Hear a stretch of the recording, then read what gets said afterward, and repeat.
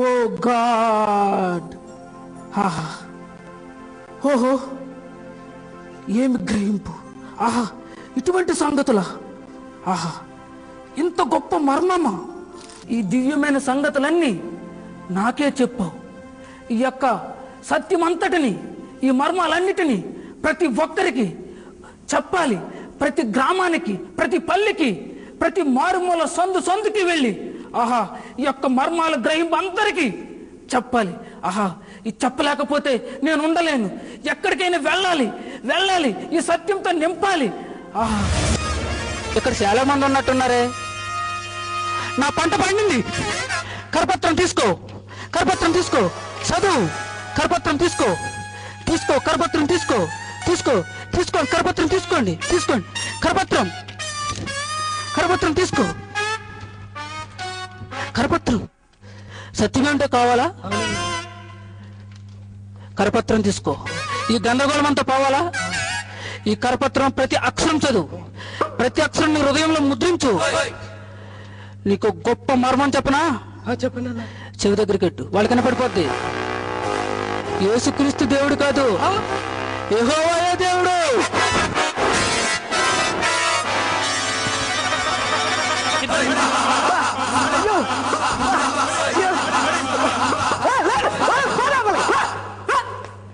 ఇదేం గోలరా నాయన, ఇదేం గందరగోళరా నాయన. బాబు, అందరు కలిసి నా బుర్ర తినేశారు నాయన. బాబు దేవుడా, ఇదేం గందరగోళం అయ్యా. నీ గురించి తెలుసుకోవాలంటే ఇంత కష్టపడాలా? ఈ గందరగోళం ఏంటి, కన్ఫ్యూజన్ ఏంటి? ఇదంతా చూస్తుంటే నా పాత రోజుల్లో బాగున్నట్టు అనిపిస్తుంది. నిన్ను నమ్ముకుంటూనే వ్యర్థం అనిపిస్తుంది. యేసు, నీవే నిజమైన దేవుడు అయితే అసలు సత్యమేంటో నాకు తెలియచేయి. ఈ గందరగోళం నుంచి నన్ను విడిపించు. గందరగోళం ఏంట్రా నాయన, అందరు కలిసి నా బుర్ర తినేశారు.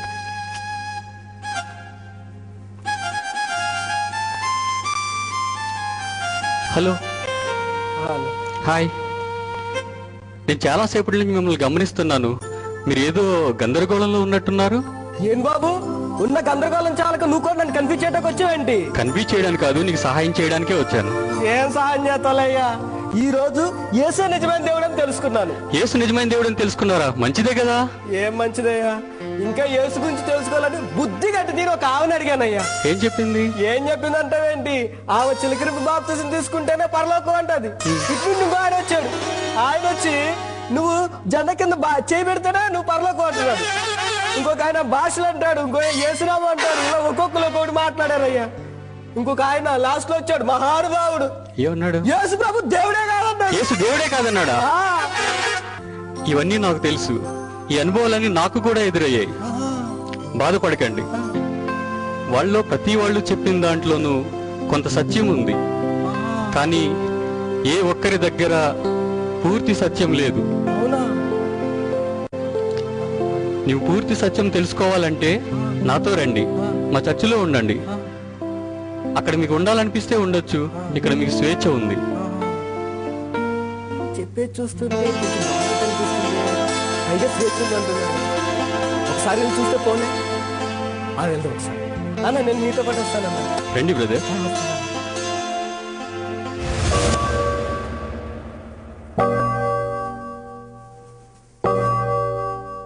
ప్రభువైన యేసుక్రీస్తును మీ స్వరక్షకునిగా అంగీకరించిన ధన్యులారా, మీకందరికీ ప్రభువైన యేసుక్రీస్తు శుభనామమున దైవాశీస్సులు పలుకుతున్నాను.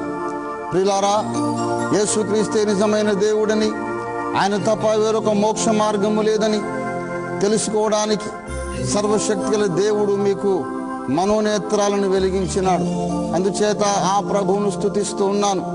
కానీ ప్రియులారా, మీరు పొందిన ధన్యతను మీరు కాపాడుకోవాలంటే, మీరు పొందినటువంటి మహాభాగ్యాన్ని యుగయుగాలు మీరు అనుభవించాలంటే ఒక ముఖ్యమైన సంగతి మీరు తెలుసుకోవాలి. అదేమనగా, రక్షణ పొందటానికి 3 ప్రాముఖ్యమైన పనులు మనం చేయాలని పరిశుద్ధ బైబిల్ గ్రంథం సెలవిస్తూ ఉంది. మార్కు సువార్త 16వ అధ్యాయం 16వ వచనం ప్రకారం, యేసుక్రీస్తునందు విశ్వాసముంచి నమ్మి బాప్తిస్మం పొందిన వారు రక్షింపబడతారని మన ప్రభువుని యేసుక్రీస్తు సెలవిచ్చారు. అక్కడే చాలా మంది బోధకులు ఆగిపోతూ ఉన్నారు. నమ్మి బాప్తిస్మం పొందుట వలన మాత్రమే కాదు, మనం రక్షణ పొందాలి అంటే, రక్షణను సంపూర్ణంగా అనుభవించాలి అంటే ఇంకా 2 ప్రాముఖ్యమైన పనులు చేయాలని పరిశుద్ధ సత్యవేద గ్రంథము, బైబిల్ గ్రంథం మనకు ఆదేశిస్తూ ఉంది. నమ్మి బాప్తిస్మం పొందిన తరువాత రెండవదిగా మనం ఎన్ని శ్రమలు వచ్చినా అంతము వరకు సహించే ఓరిమి కలిగి ఉండాలని కూడా ప్రభుని యేసుక్రీస్తునాథుడు మనకు సెలవిచ్చాడు. మత్తయి సువార్త 24వ అధ్యాయం 13వ వచనం ప్రకారం అంతము వరకు సహించిన వాడెవడు వాడే రక్షింపబడతాడు. అంతేకాదు ప్రియులారా, 3వ విషయం కూడా ఉంది. 3వ అనుభవం, మనం వేయాల్సిన 3వ అడుగు కూడా ఉంది. 2వ తెస్సలోనిక పత్రిక 2వ అధ్యాయం 13వ వచనం ప్రకారం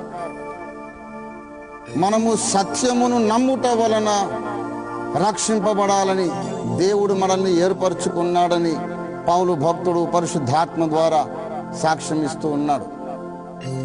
నమ్మి బాప్తిస్మం పొందువాడు రక్షింపబడును, అంతము వరకు సహించిన వాడు రక్షింపబడును, అంతేకాదు సత్యమును నమ్మిన వాడు రక్షింపబడునని 2వ తెస్సలోనిక 2:13వ వచనం సెలవిస్తూ ఉంది. అందుచేత ప్రియులారా, మన ప్రభుని యేసునాథుడు శిలువ యజ్ఞమునకు తను తాను అప్పగించుకోకముందు మహాయాజకత్వ ప్రార్థన చేస్తూ యోహాను సువార్త 17వ అధ్యాయం 17వ వచనంలో ఆయన ఈ ప్రార్థన పరమ తండ్రికి చేశాడు. సత్యమందు నా శిష్యులను ప్రతిష్ఠించుము తండ్రి అన్నాడు. మనం సత్యమందు ప్రతిష్ఠింపబడాలి. సత్యమును నమ్ముట వలన మనము రక్షింపబడాలి. ఈ కడవరి దినాలలో క్రీస్తు సంఘములో, క్రైస్తవ సమాజంలో సత్యమేదో తెలియని గందరగోళ పరిస్థితి నెలకొని ఉంది. లెక్కలేనని డినామినేషన్లు ఏర్పడ్డాయి. ఆదిమ సంఘం అంతా ఒకే డినామినేషన్, ఒకే సిద్ధాంతం, ఒకే విశ్వాసంలో ప్రతిష్ఠింపబడ్డారు. ఈనాడు 100ల కొలది డినామినేషన్లు లెక్కలేనని బోధలతో సమాజాన్ని గలిబిలి చేస్తూ ఉన్నాయి. ఏ డినామినేషన్ను మనము దూషించలేము, ద్వేషించలేము, కించపరచలేము. ఏ డినామినేషన్ని తృణీకరించలేము. అందరూ భక్తిపరులే, కానీ ఒకరి బోధకు పొంతన కుదరకుండా ఉంది. ప్రియులారా, అందరూ చెప్పే దానిలోనూ కొంత సత్యం ఉంది. అన్ని డినామినేషన్ల బోధలు కూడా తమ బోధలకు బైబిల్ గ్రంథంలోని ఒక వచనాన్ని ఆధారంగా తీసుకుంటూ ఉన్నాయి. కానీ బైబిల్ గ్రంథములోని ఏదో ఒక వచనాన్ని ఎత్తి చెప్పినంత మాత్రాన అది సత్యము కాదని ఈనాడు మనం గ్రహించాల్సిన అవసరం ఉంది. ప్రియులారా, బైబిల్ గ్రంథములోని ఒక ముక్క సత్యము కాదు, బైబిల్ గ్రంథములోని అన్ని వచనాల యొక్క సారాంశమే సత్యమని ప్రవక్త అయిన దావీదు 119వ కీర్తన 160వ వచనంలో పరిశుద్ధాత్మావేశంతో ప్రవచించాడు. వాక్యమే సత్యమనే మాట నిజమే, కానీ వాక్యములోని ఒక ముక్క కాదు, వాక్య సారాంశమే సత్యం. అందుచేత ప్రియులారా, అన్ని డినామినేషన్లు చెబుతున్న దానిని మనం సగౌరవంగా వినాలి, ఆలోచించాలి. కానీ ప్రతి విషయములోనూ లేఖనమేమి చెప్పుచున్నదని మనం పరిశీలించాలి. ఈనాడు సకల డినామినేషన్లు సిద్ధాంత విషయాలలో తత్తరపడుతున్న కారణం ఏమిటంటే, వారు ఏదో ఒక ముక్కను పట్టుకున్నారు. కానీ పరిశుద్ధ గ్రంథంలో ఏ విషయాన్ని గూర్చిన సత్యమైన మనకు ఒకే చోట దొరకదు అని దీర్ఘదర్శి అయిన యెషయా ప్రవచించాడు. యెషయా గ్రంథం 28వ అధ్యాయం 13వ వచనం ప్రకారం ఆజ్ఞ వెంబడి ఆజ్ఞ, సూత్రము వెంబడి సూత్రము, యెహోవా వాక్యము కొంత అచ్చట కొంత ఇచ్చట మనకు వచ్చును అని ప్రవక్త యెషయా ప్రవచించాడు. కనుక ప్రియులారా, ప్రతి అంశము మీద ఆది కాండము నుండి ప్రకటన గ్రంథం వరకు ఈ సత్యవేద గ్రంథం ఏమి సెలవిస్తుందో ఆ సకల వచనాలు మనం పోగు చేసుకున్నట్లయితే బైబిల్ గ్రంథ సారాంశాన్ని గ్రహించగలుగుతాం. అదే వాక్య సారాంశము, అదే సత్యము, ఈ వాక్య సారాంశ సత్యములోనే మనం ప్రతిష్ఠించబడాలని ప్రభుని యేసుక్రీస్తు ప్రార్థించారు. అందుచేత ప్రియులారా, మనం సంపూర్ణులం కావాలంటే, మనం పొందుకున్న రక్షణను కాపాడుకోవాలంటే మనం సర్వసత్యములో ప్రతిష్ఠించబడాలి. వాక్య సారాంశము కొరకు సకల డినామినేషన్లు పరస్పర సహకారంతో, సహోదర భావంతో ప్రార్థనాపూర్వకంగా సమావేశాలు జరిపి అన్వేషించాల్సిన అవసరం ఉంది.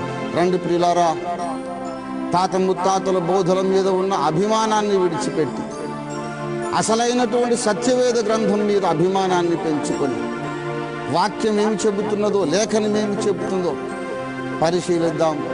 మనమందరము సర్వసత్యములో ప్రతిష్ఠితులమవుదాం. మన రక్షకుని యొక్క ఆశను, ప్రార్థనను నెరవేరుద్దాం. దేవుడు మీకు సహాయం చేయునుగా. ప్రార్థన చేసుకుందాం. పరమ తండ్రి, ఈ సందేశాన్ని వింటున్నటువంటి నీ ప్రియ బిడ్డలందరినీ కూడా మీరు ఆశీర్వదించి దర్శించి వారందరూ కూడా మానవ కల్పిత బోధలలో నుండి విడుదల పొంది విడిపించబడి బయటకు వచ్చి ఆనాడు మొదటి శతాబ్దములు అపోస్తలులు బోధించిన అసలు సిసలైన సర్వసత్యములను వాక్య సారాంశములను ప్రతిష్ఠితులై సంపూర్ణులగునట్లుగా సహాయము చేయమని, ఈ మహత్కార్యము కొరకై నీ పరిశుద్ధాత్మను కడవరి కాలమందు ముమ్మరముగా కుమ్మరించమని యేసు పరిశుద్ధ నామమున వేడి ప్రార్థిస్తున్నాము తండ్రి. ఆమేన్, ఆమేన్. అన్నా, బైబిల్లో సత్యం ఎంత తేటగా ఉంటే వాళ్ళేంటని అంత కన్ఫ్యూజన్ లో ఉన్నారు? వారికి వాక్యము దొరికింది, మనకు వాక్య సారాంశము దొరికింది. అన్నా, మనం తెలుసుకునే వాక్య సారాంశాన్ని వాళ్ళకు కూడా తెలిసేద్దామన్నా. తప్పకుండా తప్పును, మనం ఉన్నదే అందుకొరకు. అన్నా, రెండన్నా మరి వెళ్దాం.